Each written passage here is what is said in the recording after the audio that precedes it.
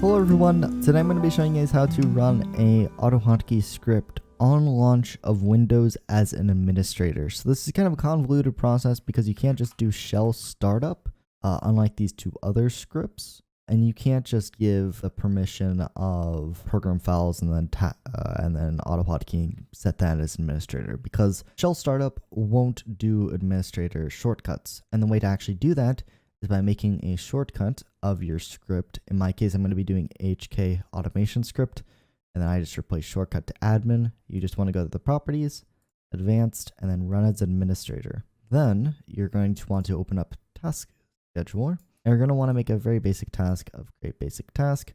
I'm going to name this HK demo, and then I'm going to do when I log in, start a program, and then I'm going to get this address. So I'm just going to come in here. It's actually right here.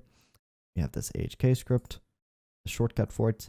And we're going to do open properties when I press finish, and then run with highest privileges. So if I close out my script right here, and if I run this, you can see that it started back up.